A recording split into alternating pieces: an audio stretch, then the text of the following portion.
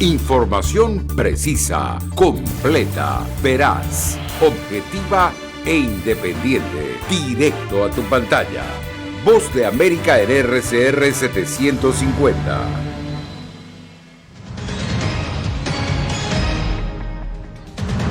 El secretario de Estado Antony Blinken llega a Ecuador para fortalecer políticas comunes. Albergues de la Ciudad de México abarrotados debido a la ola de migrantes haitianos.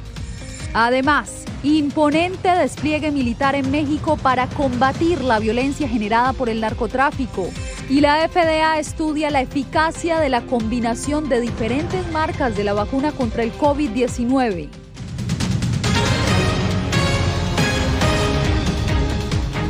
¿Qué tal? Soy Yasmín López. Desde Washington les doy la bienvenida a esta emisión del Mundo al Día. Este martes llegó al Palacio de Gobierno de Ecuador el secretario de Estado de Estados Unidos, Antony Blinken.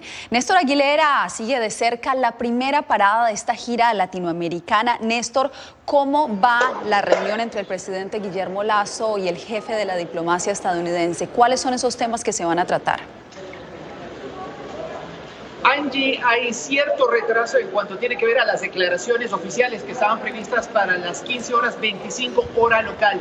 Sin embargo, básicamente sobre tres ejes han girado las conversaciones aquí en el Palacio de Carondelet, en el centro histórico de Quito. Fortalecer las instituciones democráticas, además contrarrestar el crimen organizado transnacional y aumentar la prosperidad económica. La delegación estadounidense está liderada, como tú lo has dicho, por el secretario de Estado Antony Blinken, además conformada por el subsecretario de Asuntos Internacionales de Narcóticos y Aplicación de la Ley, Todd Robinson, también el asesor de la Casa Blanca para temas latinoamericanos, Juan González, y finalmente el embajador Brian Nichols. Por el lado ecuatoriano lideran este encuentro el presidente de la República, Guillermo Lasso, y el ministro de Relaciones Exteriores, Mauricio Montano. Néstor, pero también esta visita se produce en medio de un estado de excepción decretado anoche por el presidente Guillermo Lasso. ¿Qué fue lo que generó este anuncio? Justamente, Yasmín, es importante anunciar porque el presidente Lasso anunció la noche de ayer en cadena nacional el inicio del estado de excepción a escala nacional, esto al incremento inusitado de los índices de violencia, especialmente en la provincia de Guayas y su capital Guayaquil. Recordamos, hace 3 semanas aproximadamente, enfrentamientos entre bandas rivales ocasionaron que al menos 119 reos fueran asesinados en una cárcel de esa ciudad. Y otra de las actividades que prevé cumplir el secretario de Estado estadounidense en el Ecuador es la participación en un acto que se cumplirá el día de mañana, en horas de la mañana, muy temprano, en la Universidad San Francisco de Quito. Allí tiene programado hablar acerca de los desafíos que enfrentan las democracias en la región. Posteriormente está previsto que Blinken, junto con su delegación, se desplacen hacia la ciudad de Bogotá, Colombia, como segunda parada de esta gira latinoamericana. Yasmín. Bueno, Néstor, muchísimas gracias y por supuesto nosotros les mantendremos informados de cómo avanza esta reunión y esta gira del secretario de la diplomacia estadounidense. Y en más información, la creciente migración de haitianos que se ha registrado en las últimas semanas ya empezó a afectar la capital mexicana. En este momento los albergues no dan abasto. Celia Mendoza visitó uno de estos lugares. Celia, tú pudiste ver de primera mano esta situación. ¿Qué te dijeron los migrantes haitianos? Muchos de ellos están buscando un estatus migratorio aquí. De hecho, nos encontramos enfrente a la Comisión Mexicana de Ayuda a Refugiados y como podemos observar, hay varios de ellos que están esperando entrar a la Comar. Esto es parte de lo que hacen aquí en México, establecer un camino al refugio, pero algunos de ellos también quieren saber cómo pueden llegar a los Estados Unidos de manera legal. Yo voy para acá porque a Chile tiene mucha discriminación con todo haitiano para el trabajo. Metayer Friednep, de 40 años, es uno de los miles de migrantes haitianos que recorren el continente en busca de mejores oportunidades en Estados Unidos y México, donde albergues como Casa Tocha registran el impacto de esta crisis migratoria. Nos hemos desestabilizado mucho. Nosotros somos un albergue de estancia larga, donde estamos recibiendo a personas solicitantes de refugio, pero jamás habíamos recibido a tantas personas como fue la última semana de septiembre, donde recibimos a 77 migrantes haitianos. En una casa con capacidad para 30 personas y que según Gabriela Hernández, directora del albergue, ya estaban a capacidad. Situación que según ella se repite a lo largo de la capital mexicana. Antier llegamos en la noche y nos tuvimos que quedar en la calle porque no conseguíamos albergue, no conseguíamos nada. Y no traíamos dinero ni nada. Mientras tanto, el gobierno de Andrés Manuel López Obrador ha reiterado su compromiso para resguardar a los migrantes y proteger sus derechos humanos. Al mismo tiempo, trabaja con Estados Unidos y aliados regionales en una estrategia conjunta para evitar que estas personas migrantes sigan cayendo en las manos de criminales, como fue el caso de Metayer Fitnep, quien fue secuestrado por 9 días en Veracruz.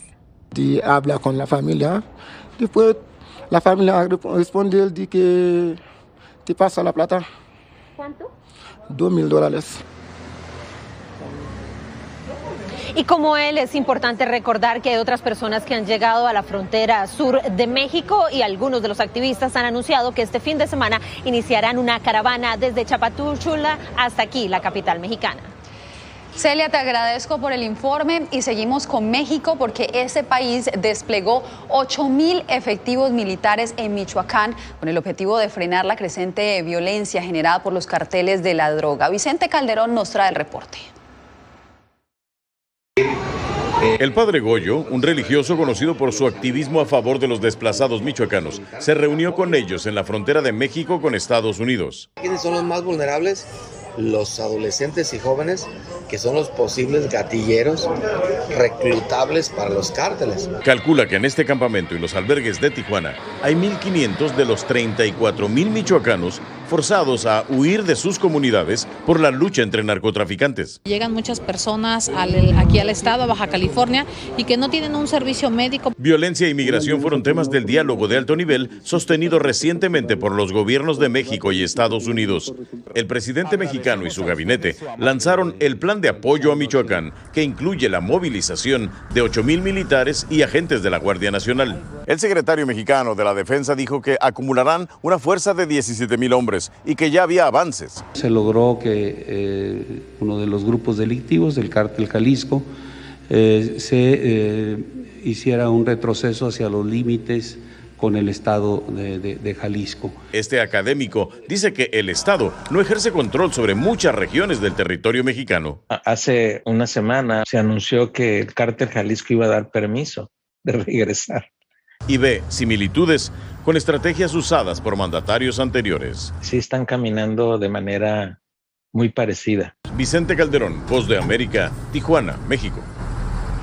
En Texas, organizaciones defensoras del voto hispano buscan impugnar los nuevos mapas políticos que distribuyen la representación electoral en ese estado. Arnaldo Rojas nos explica que según estos grupos, la modificación reduciría la participación de las minorías en las urnas. Una coalición de organizaciones que defienden los derechos de la comunidad hispana en Texas presentó una demanda impugnando la redistribución de la representación política en el Capitolio estatal y los escaños que Texas ocupa en el Congreso federal, argumentando que reduce la representación de las minorías en ambas esferas. El estado de Texas ha violado los derechos de la comunidad latina, ha violado el Voting Rights Act y la Constitución, y no estamos dispuestos a dejar que siga adelante. De acuerdo con la demanda presentada en una corte federal de El Paso, los nuevos mapas electorales no reflejan el crecimiento de la comunidad latina en el estado. Según cifras del censo, la población hispana en Texas creció en más de 2 millones desde 2010 y los blancos en menos de 200,000. Aún así, los nuevos mapas reducen los escaños otorgados a comunidades donde las minorías raciales son mayoría. Este rediseño de distritos se está dibujando en una manera donde nos quitan del poder. Los nuevos mapas reducen de 33 a 30 el número de curules asignados a comunidades mayoritariamente hispanas en la Cámara Baja y de 8 a 7 en el Senado. Estos mapas son tan escandalosamente discriminatorios que creemos que incluso con los recursos restantes que tenemos en la Corte anulará estos mapas. La bancada republicana rechaza los señalamientos y argumenta que los nuevos mapas cumplen con la ley de derecho al voto. La versión final de los mapas fue enviada anoche al gobernador para su firma. Arnaldo Rojas, Voz de América, Houston.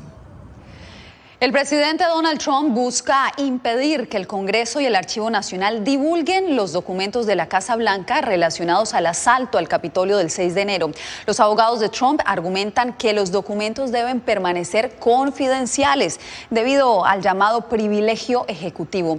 Jacopo Luzzi está con nosotros en vivo. Jacopo, ¿cuál es la situación? Explícanos. Yasmín, el ataque al Capitolio sigue siendo un tema central en Washington, especialmente para los demócratas que quieren identificar a los responsables y escuchar testimonios para saber lo que ocurrió exactamente en este día. Sin embargo, el expresidente Donald Trump intenta manobras legales para obstaculizar la investigación del Congreso. La posible responsabilidad del expresidente Donald Trump durante el 6 de enero, cuando miles de sus partidarios asaltaron el Capitolio y donde fallecieron 5 personas, es el tema central en la investigación abierta desde la Cámara de Representantes. En un escrutinio que el exmandatario intenta bloquear al interponer demandas para que el Congreso y el Archivo Nacional no divulguen documentos de la Casa Blanca relacionados a esa jornada.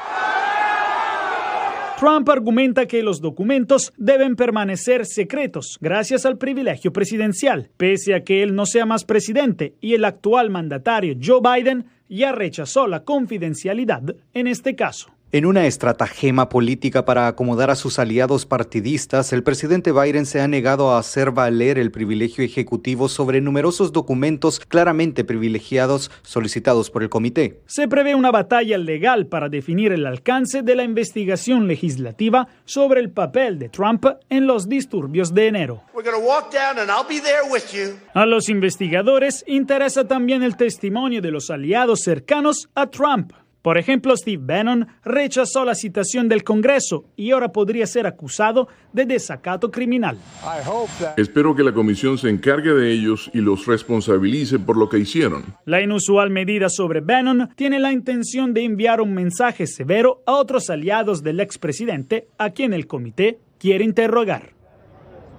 La batalla legal por los documentos sobre Trump y el cargo criminal para Bannon revelan, Yasmín, lo que está en juego ahora, la capacidad de una rama del gobierno de ser separada e igualitaria para hacer que la presidencia rinda cuentas ahora y en las futuras generaciones sobre sus acciones. Era Jacopo Luzzi desde el Congreso de Estados Unidos. Jacopo, muchas gracias. Y en más información, en Haití, los captores de los 17 misioneros secuestrados el fin de semana están pidiendo una recompensa de $17 millones. Así lo informó este martes el gobierno estadounidense. El ministro haitiano de Justicia, Liz Cotel, dijo al Washington Post que la policía de ese país trabaja junto al FBI para liberar a los rehenes, pero que las negociaciones podrían tardar semanas. Los secuestrados incluyen a 5 niños y también un bebé.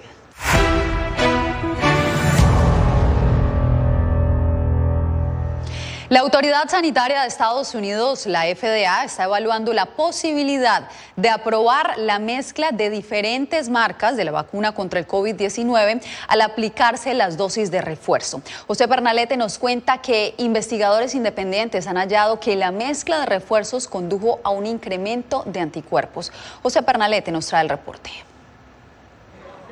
La Administración de Alimentos y Medicamentos, FDA, por sus siglas en inglés, podría recomendar la mezcla de vacunas para la colocación del refuerzo de las fórmulas autorizadas. La estimación se desprende del estudio de la agencia que registra un aumento de anticuerpos en 75% en un lapso de 5 días en vacunados inicialmente con Johnson & Johnson y luego con el refuerzo del fármaco Moderna. Si tiene Johnson & Johnson, sí puede obtener un refuerzo de ARN mensajero. Así que solo quiero señalar que esto va a ser muy complicado en términos de mensajes. Quiero asegurarme de no confundir al público incluso más de lo que ya estamos. El desafío de la agencia fue asumido a partir del análisis de la aprobación por parte del panel independiente acerca del refuerzo de la vacuna Moderna. Los argumentos expuestos sugieren una revisión en los resultados en profundidad, pero de manera expedita. Será confuso para el público si ahora comenzamos a considerar autorizaciones para vacunas mixtas. Y por otro lado, tenemos que seguir la ciencia. Y si hay oportunidad de ofrecer beneficios, ese es nuestro trabajo. Además, muchos estadounidenses están tomando el asunto en sus propias manos. Las autoridades de la FDA podrían sugerir en los próximos días la combinación de estas vacunas para facilitar la inmunización en función de la disponibilidad de las fórmulas. Se espera que este jueves un comité asesor en los Centros para el Control y Prevención de Enfermedades aborde la recomendación para los refuerzos. José Bernalete, Voz de América, Miami. En Brasil, una comisión del Senado recomendará que se acuse al presidente Jair Bolsonaro de homicidios múltiples al argumentar que permitió la muerte de centenares de miles de personas para alcanzar la inmunidad de rebaño contra el coronavirus. El New York Times reportó que el panel legislativo recomendará imputar penalmente a otras 69 personas, incluyendo los 3 hijos del mandatario.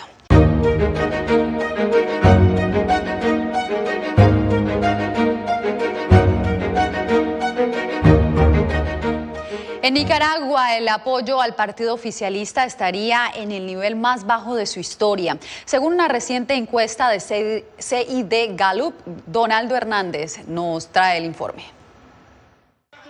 Un 8% de los nicaragüenses simpatiza con el partido oficialista Frente Sandinista de Liberación Nacional, según revela la más reciente encuesta de la firma costarricense CID Gallup. El Frente Sandinista en estos momentos está en su nivel más bajo observado a lo largo de todos estos estudios, con un nivel ya de un dígito. Luis Jau, gerente general de CID Gallup, explicó a La Voz de América que la firma lleva más de 30 años trabajando en Nicaragua, razón por la que se atreven a mencionar cuáles son los motivos de la crisis de popularidad que atraviesa el izquierdista Frente Sandinista.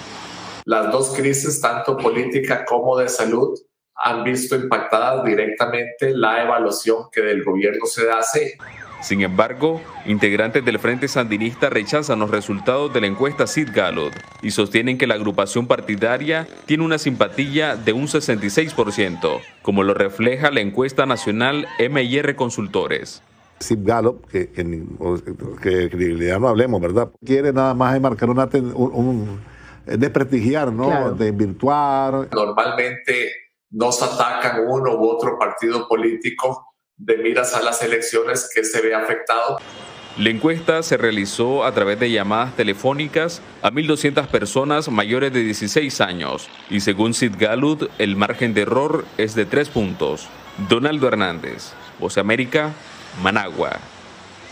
En El Salvador, 2 ambiciosos proyectos financiados parcialmente por China le han generado reacciones diversas al presidente Nayib Bukele. Claudia Saldaña nos dice que uno de estos proyectos requiere la demolición de un patrimonio cultural del país. Este es el antiguo edificio de la Biblioteca Nacional Francisco Gavidia, mejor conocida como BINAES. Muy pronto este inmueble será demolido para dar paso a la construcción de un nuevo local, según anunció el presidente salvadoreño en su cuenta de Twitter. El costo de este proyecto es de $54 millones, de los cuales 44 millones provienen de una donación del gobierno de China. Bukele decretó reserva de toda información sobre este proyecto. Algunos sectores se oponen a la demolición del edificio situado en el centro histórico del país. Manuel Velasco fue director nacional de bibliotecas entre 2013 y 2014. Él conoce el edificio y asegura que necesita mantenimiento, pero que su demolición no está justificada. ¿Dónde están los estudios técnicos que avalan demolición? Segundo, ¿dónde están los permisos culturales? Y tercero, si la Biblioteca Nacional es un bien cultural protegido o no. Otro anuncio reciente es el proyecto para la construcción del primer satélite salvadoreño, algo sin precedentes en el país, pero una iniciativa sobre la que el gobierno no ha dado mayor información. Siempre es un buen momento para apostarle a la ciencia y al conocimiento. Ahora, lo que pasa es que se sabe muy poco y no se ha comunicado bien. Para el académico Oscar Picardo, la iniciativa es buena, pero opina que hay problemas estructurales en la educación que deberían priorizarse. Antes de pensar en un satélite, habría que pensar en la plataforma o base científica de la educación media y después también en la educación superior. El secretario de Innovación de El Salvador, Fabricio Mena, dijo en sus redes sociales que más de 500 salvadoreños se han inscrito para participar en el proyecto. Claudia Saldaña, Voz de América, El Salvador. Las restricciones a la libertad de expresión en Venezuela se habrían duplicado en el primer trimestre del 2021. Álvaro Algarra nos da más detalles.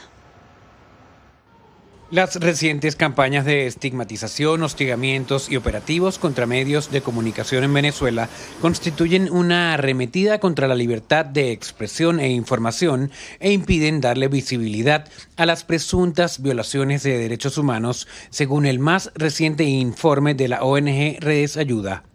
Lo que hemos visto es que hay cada vez mayor restricción a la libertad de expresión. El hecho de que haya pandemia, de que haya habido pandemia, hemos visto un aumento en cuanto a las restricciones al derecho de los periodistas a ejercer su profesión. El documento detalla el tipo de agresiones que han sufrido los periodistas del país sudamericano durante el último año. El trabajo periodístico en Venezuela ha sido constantemente vulnerado. Los trabajadores de la prensa han cumplido con sus funciones informativas en medio de un contexto represivo, inconstitucional y bajo normativas restrictivas que los han obligado a enfrentar acciones como detenciones arbitrarias, amenazas, hostigamientos, agresiones físicas y verbales e incluso intentos de secuestro. La ONG presentó sugerencias para todos los comunicadores sociales del país que día a día informan sobre el acontecer nacional. Recomendación principal de nosotros es que no se callen y que no dejen de hacer el trabajo que están haciendo, que ha sido tan valioso. Debido a este escenario, el país retrocedió del puesto 147 al 148 en el ranking mundial de libertad de prensa 2021 de Reporteros Sin Fronteras. Álvaro Algarra, Voz de América, Caracas.